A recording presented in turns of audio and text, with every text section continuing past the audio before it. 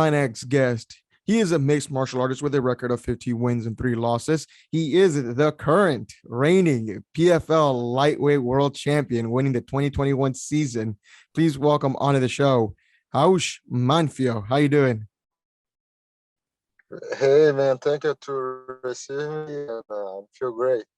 Awesome, man. Well, first of all, congratulations, man. You are the new PFL lightweight champion. How does that feel when you hear that?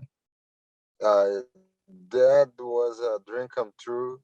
I'm I'm working a lot to become the champion in 2022 again. But I feel Definitely. great. I feel like man, all the hard work and the I start 10 years ago professionally, so worried, you know, it's really good.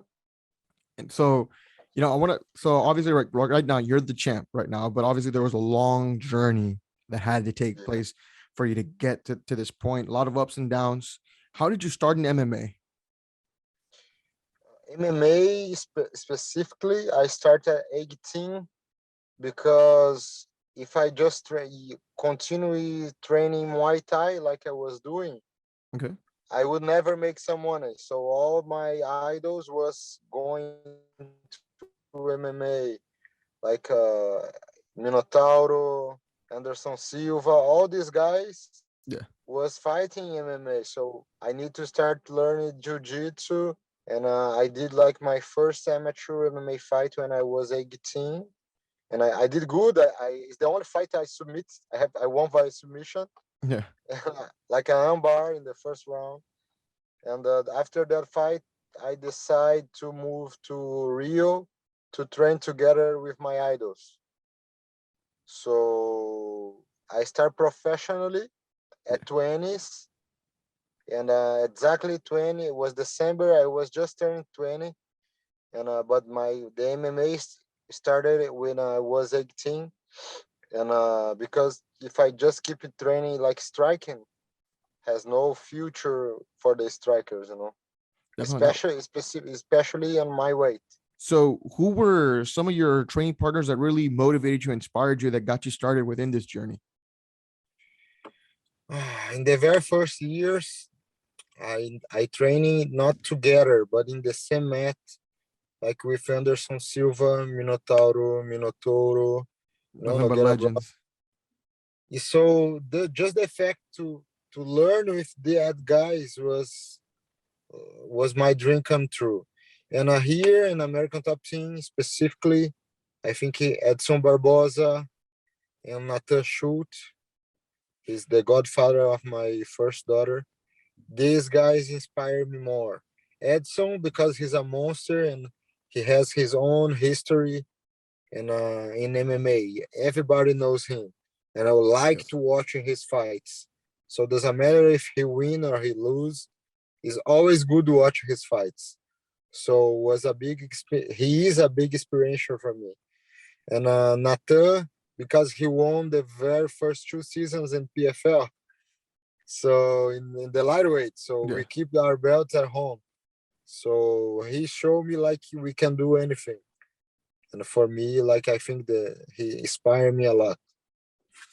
How long have you? Because you haven't been training with American Top Team your entire career, I'm assuming, correct? No, I the last 6 years I was American Top Team. The very first four I was in Tino Guerra in Rio. Okay. Now, for you, how was it leading up to? Because obviously, what people see on TV, they don't see the preparation that you do as an athlete, right? They don't see the ups and downs of this sport. This sport does have downs. You know, how was it for you? How was life before even getting to PFL for you in your career? Man, 1 month before I signed with PFL, I was quitting my professional career. I have two daughters. The older is 3, the youngest is 1, and I need to provide to my family. I need to Yeah. provide. So in the last 3 years, I had like 9 fights canceled.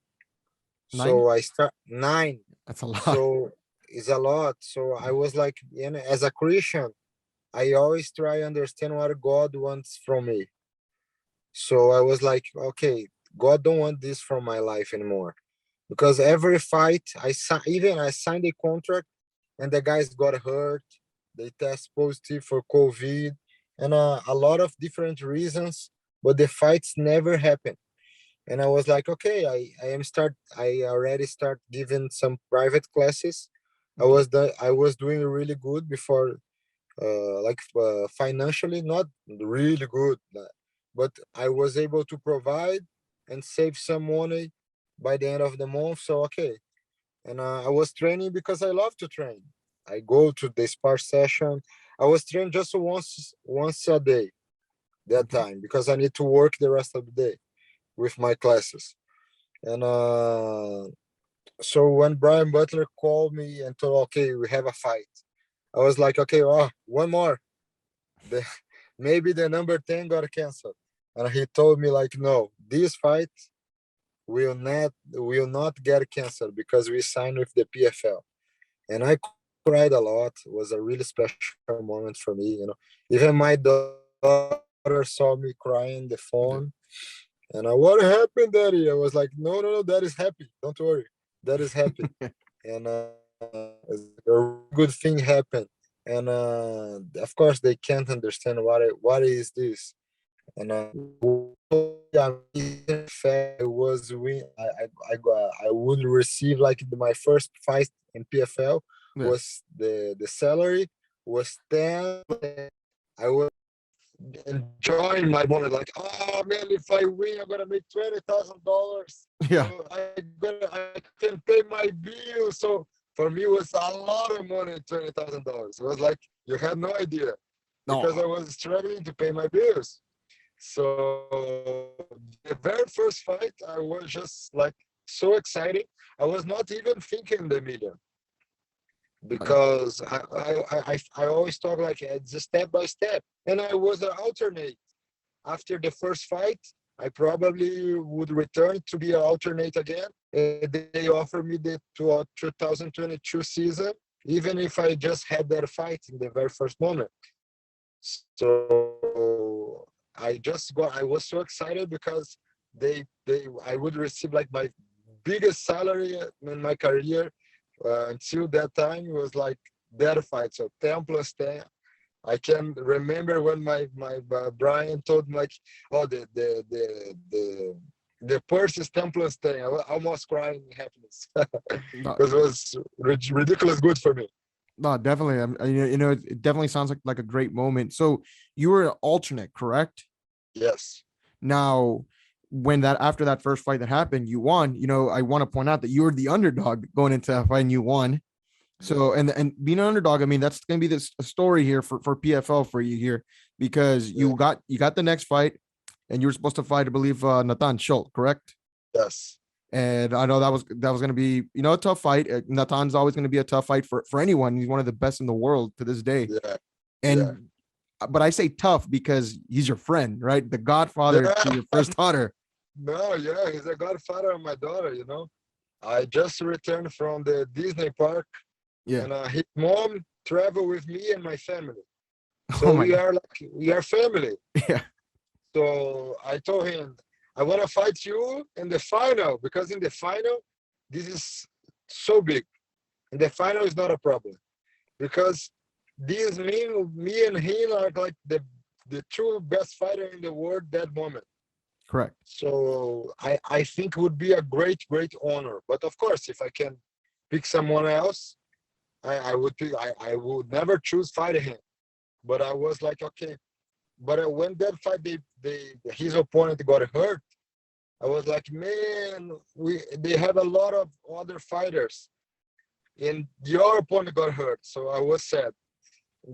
I was a mix of feelings because I was very excited because I was returning as a not a alternate anymore Yeah. because the second fight I already had 3 points. So that part of the tournament I would not be an alternate anymore. And but I was really sad because it was against him, and I couldn't say no because as an alternate they could like fire me like, no, okay, if you don't want to fight, we're gonna for sure gonna fight someone else who want to fight. So I couldn't say no, and I told him like, man, you know my history. I need to pay my bills. I'm struggling for many years, and we need to fight. And he told me it's the same. Like, man, I lost my last fight, and I need to fight, and I need to win. So, Yeah. so I was like, okay, so let's fight. And after we dinner together because we are brothers. And but it was really, really difficult for me. That fight was like a mix of feelings. And Yeah. thank God that fight never happened Yeah. because I was gonna say. after the waiting, so for me it was very special because they pay me for that fight. I never did because I make the weight, and they and Anthony Pettis got a he feel bad Yeah, after he got the weight. sick. He got sick, so they need someone for putting him into beat. So I think they pay who we can pick for Anthony Pettis, and for them in 14 days, and we think he have a great chance to win. So they put me as an underdog again. So Underdog again. was the underdog again. So for sure they want to Anthony won that fight. Thank God this didn't happen.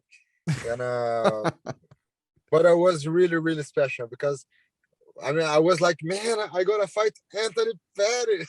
Yeah. Showtime. Was the showtime. A lot like a fan. Yeah. So I know he's really, really dangerous. So but I was prepared. I knew I couldn't win the fight. And we did it. Well, I almost didn't study for his fight because as a fan, I watch a lot of his fights. I don't need to study. I know Yeah. what he gonna do. So we keep the strategy. I think the only thing I could make it better, I should to have did better was the first round. But my first round is always I'm always warming up. So this is something we need to improve. Sometimes it's not good my first round, but my second and third is always good. I was really excited after that fight. I felt like I can be the champion. Now I feel I can be the champion. Now, for you, Hausch, obviously you're happy, right, that that fight with Nathan didn't happen, right? It was Yes, it was a yes, a good lot. thing. It was a good thing. And you go on, you fight Great. Anthony Pettis, like you said.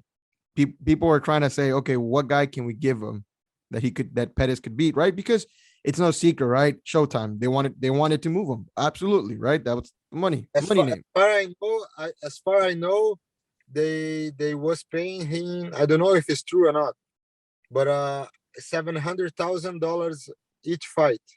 Jesus. So he's deserved it. What can I Yeah. tell you? But he would definitely was not fight for the million because he already make the million with the two fights. So 1.4. Yeah. No, So it's so how did it it feel was to be able funny to beat because him it though? was the very first fight. Yeah. I wish my opponent didn't make a weight for I took 20% of his purse. Oh, So because for you me, get 20% I of was that. I was like, please, please don't make the weight. Just one. But I gonna receive a lot of money. Or even if Pettis Man, had had missed he's a weight. real champion. He's a real champion. My dad told me after the fight is over, like, man, you need to learn with him. His posture like fighter. Every round he come and touch gloves, and then we start strike each other. So it was like he has class. It's different. It's different. The guy is a real champion. It's really, really, really funny fight him. I I I learn more fighting him. Would you say? I mean, it's a good feeling, right, to be able to go out there again as the underdog and win. Yes, exactly. All my four fights, I Yeah. was the underdog. Yeah, and that's where we're going with the third one. You move on to the playoffs. Great feeling, right? Well, as an Yeah, alternate underdog, Showtime Pettis, yeah, things were just rolling for you, and you go out there, you fight Clay Collard again, the underdog, and you had a great yeah. performance again. Decision, you beat him there. How did that feel? Very close. There was the most close decision I ever had in my life. Yeah, it was a great Because fight. when the fight was over, I was like, man, I think they're gonna give a draw because the second round was too close. and but I didn't know what the referee. So I strike him better, but I slept and fall, and he almost took my back and tries to meet me, but I stand up again. So my coaches was very honest. He was like, "Okay, you lost the first. We think you won the second one, and the third you kill it. So we know one and third for sure, but the second we don't know because the only thing is you slept and he tries to meet you, so we don't know. So I was with that feeling, okay, what is gonna happen? But I have that feeling in my chest, like, okay, I think I won. I did the 1% better, and it's just the thing I needed to do. And he is like super tough. I don't know how he don't, how he didn't sit with my punches, Yeah. because I really hurt him like in the middle of his chin. I put one knee on his face, and I could hear his chin like clack. And he go forward always. He just got tired in the second round was over, Yeah. and there I was building up and going up and growing up in the fight more. But it was really tough, that fight against Collar. So so it was a good win. It was good, a good win over Clay. But again, you defied the odds, the underdog. I mean, again, probably the closest fight you had. Man, was there any doubt though? Hausch, was there any doubt that it may have not gone my way? Uh, any doubt about what? Sorry. About about Explain the me your so after ex- after you fought Clay and you're going into that decision, uh, was there any doubt that, hey, like, okay, the judges may have just given him the fight and you thought it would have been over right there for you? yes, yes, sure. Because I was like, the fight was close. He was the American one in the America, and in American show, and they promote him a lot. So I think like it's 50-50. Like I think 1% better. So 51 for me and 45 for him, 49 for him. I think I won the fight, but was too close, and I didn't know what to expect, to be honest. So of course I was nervous. I A was nervous. 100%. Now, Different than my fight against Pettis, when the fight finished was over, I knew I won the fight. And it was a very surprise for me. They gave me a split decision against Pettis, because when I watched the fight, it was clear I won. I thought you had won that So fight clearly. I was very surprised it was a yeah, split. because yeah, especially in the last round was like a 10-8 because I dropped him twice. So You know, MMA for judging is weird though. but you need to respect the judges, especially. And but I was like, okay, the fight was too close. My coaches told the fight is close. They think I won, but the judges are the boss. So what is gonna happen? Yeah. And thank God we won. Yeah. Thank goodness they felt good with they felt good with you on that day. Now going into your last fight here for the PFL, the final, right? $1 million. That's the biggest one. The championship is it's a huge accomplishment. $1 million though isn't a bad thing either. You know, to be able to get off from that fight. Were you did this fight feel different for you? Was it nerve wracking? How did you handle the nerves for it? Because this fight was the biggest fight of your career. Yes, but I try to think like, man, I don't even when I started the show, Yeah. I was just grateful to receive my $20,000. And I have this opportunity right now, and I didn't put the weight on my shoulders because I knew it. If I did that, my performance was not be good. So I just go there and have fun. I was just like, doesn't matter what happened. My life already changed forever. My professional career is gonna be better and better every year now. I beat Anthony Pettis. So I Yeah. think I knew like never more I gonna have problems to schedule a fight. And so I was really, really happy to be there. That was the feeling in my heart. I knew like $1 million is really good to have. And but I was just focused in the next fight. when the fight is over, I was like excited because I knew I won. So I start to thinking about the money, but I didn't think about the money before the fight. Definitely. And I mean, I felt everyone, a lot, most of the people thought you won that fight. I could tell, you knew you had won that fight before your hand was getting raised. And I'm sure that was a great feeling. But how did it feel when they finally announced it? It's a blast. Insane, It's right? like, okay, yeah, it's insane. It's like, man, my life changed forever. Then you start to think like, man, now I can buy a car. Yeah. Man, I will not struggle if you rent anymore. Man, now I can, help my family. Now it's a lot of good things to come together with the money. A lot of problems too, but it's like a dream come true. It's difficult to believe until the money hit the account.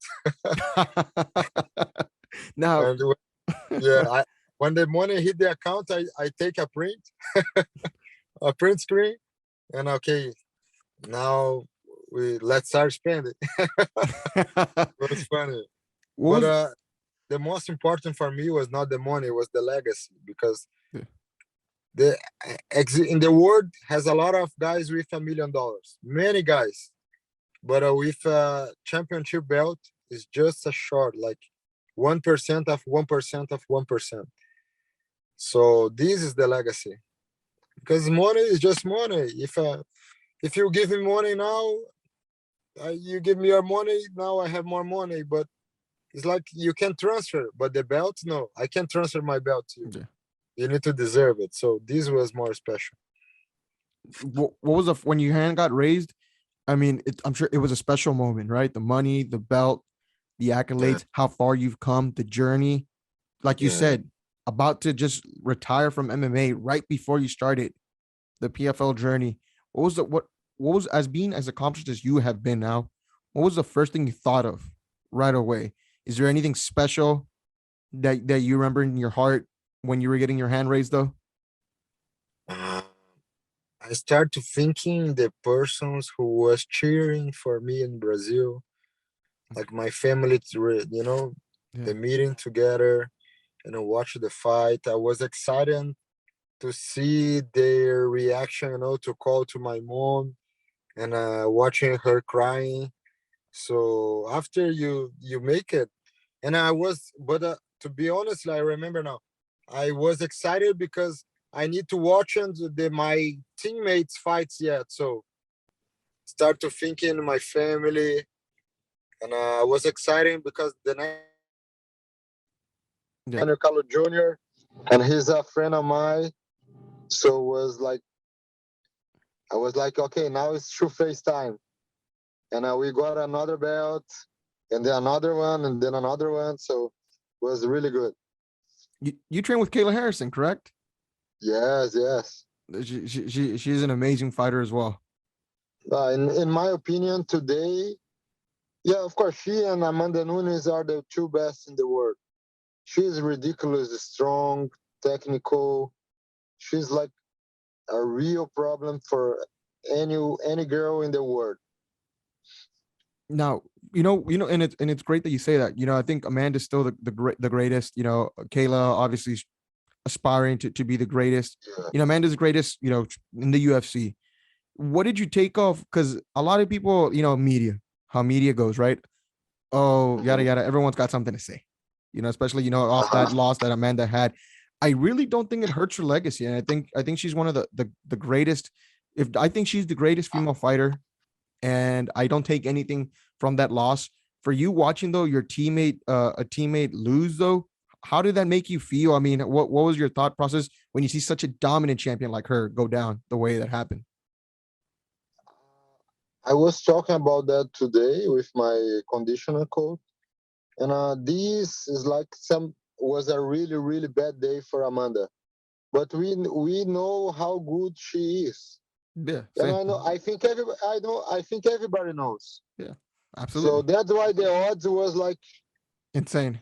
10 for one. So, and in my opinion, and if she is motivated, because right now I have a little bit of money, so I start to I start to think, okay, I want to go there and make another championship again. Because when you are secure with your money, this is not motivating you anymore. So thank God for me. I am a fighter, like a real fighter. I fight because I like it. Like I always told, like if you give me $1 million, the next day I will be in the gym training because I love to do this. And but Amanda beats everyone, Yeah. and we don't know how she has her mindset for that. Like you remember the very first fight of Anderson Silva and Chris Weidman. Yeah. You couldn't see like Anderson was like getting risks too much, you know. He was like, ah, I don't care. He thought he was Matrix. Yeah. So normally he do that, but that fight he did too much. And but in my opinion, like because he beat everyone else, the guy is super rich, and he started to not be afraid of the opponents anymore. And I think that was the Amanda mistake. She was not afraid. And when you go there, you need to be afraid because doesn't matter how good you are, the other guy can strike you down. So you need to be a little bit afraid, at least a little. No, that's the best way. I couldn't think of anyone being able to put it the best way, a better way than you, Raush. Now, for you, as we're nearing the end here, what is your goal in 2022? I'm assuming he's defending the championship, correct? You'll be back for PFL. Yeah, I will be the 2022 champion in PFL if you got allowed me to do that. And super happy in the show. If UFC offer me a job right now, I would say no. Yeah. Thank you so much. I'm very happy here. I think they respect us. The guys in the organization are super polite with us. I, I'm feel very grateful to be part of the show. You know, and I'm super happy to be in PFL. And my goal for 2022 is make the championship again. And it's like the tournament, they score the points, so it's not just about me because we need to score points.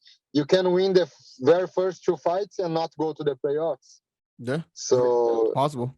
you can do everything correctly and do not go for the playoffs. So it's very interesting the tournament. And but I think I have the weapons. I am in my prime physically. I feel like I never been so strong, explosive. I feel like I am 100%. I did some proceeds on my left knee because this hurt me for years.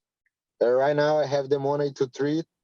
So for 2022, I'm gonna have like a clean shape, and I think this is gonna reflect on my performance to the fights because with no more pain, you fight a lot better. And I'm really excited for 2022. God allow me to make good shows. Now, Raush, you've been phenomenal. Thank you so much for your time. Is there anything you want to let the audience know before we sign out here? Yes, always, always. I think this is the most important thing I can tell you in the interview. Yeah. So if the person who are watching here today is struggling with health problems, struggling with I don't know, financial, family problems, the only who can help you, truly help you, is Jesus. It doesn't matter who you are, doesn't matter what you do, doesn't matter how bad is your situation. If you really trust in his ways, your life change forever.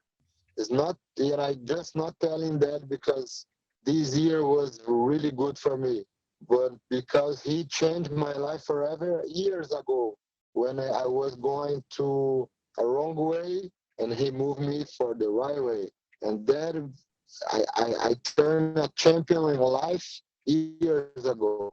So that's the most important part of our lives.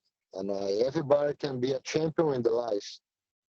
Thank you so much, Raush, for your time. It's an honor to be able to talk to a fighter like yourself, a champion like yourself. And we here at Critical Conditions Sports, thank you for that. Again, thank you for your time. Best of luck to you. On to 2022, man. We'll be watching, man. Thank you so much. Oh, it's a good talk with you. Thank you.